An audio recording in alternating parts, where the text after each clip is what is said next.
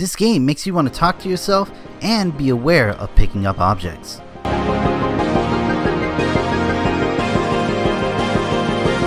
What up, another for the MRpeck324 here, and here's my review of Prey.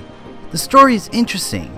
The character's name is Morgan Yu, either male or female scientist, stuck in a facility called Talos 1, full of aliens called a Typhon, in which some, called mimics, that copy any objects, and if Morgan touches or goes near them, they pop up and attack the player. The player has two allies of which will decide who to call for help and end the other's life. Alex Yu, who is the brother of Morgan Yu, and January, who is the operator created by Morgan and also has his or her voice. Like Dishonored, the ending has many possibilities, in which case 8 endings in total, but 6 out of 8 are simulation endings, cause it turns out the player who was controlling the character is a phantom, one of the Typhon, that has killed, consumed, and copied both Morgan, memory, and body. Psh, mind blown.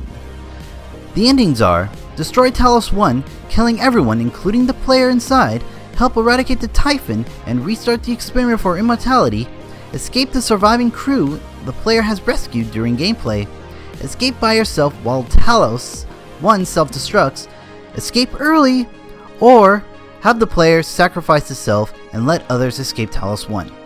Those were the simulation endings.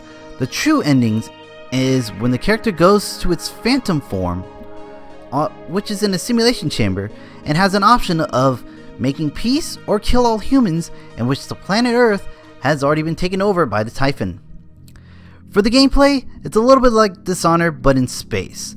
The player may have weapons to survive against deadly aliens, but there is a limit to use them, especially fighting mini-bosses like the telepaths and the nightmares. And melee is very limited because of the character's stamina meter. The glue gun is the most useful and only gun the player can rely to, as not only it freezes the Typhon in its place, but creates new paths for the player to explore and extend to reach the ending. In order to get ammo, the player would have to explore by searching rooms and objects, or fight Typhons to pick up minerals to create ammo of their own. The player can also pick up any objects that are not mimics, and throw them at the Typhon for damage as well. The level up system should also be the most useful part of the gameplay, as the player must collect neomorphs, as I believe that is called, to obtain and upgrade powers in which the player can complete a mission quickly instead of searching each room or area, which takes longer to complete a mission. For the mechanics, for movement, it's a little wobbly when walking forward or running, but for shooting and interacting with prompts are okay. The player should be careful when constantly using melee, as it consumes stamina once again and won't always hit the Typhon as well. For the AI, they're annoying but smart.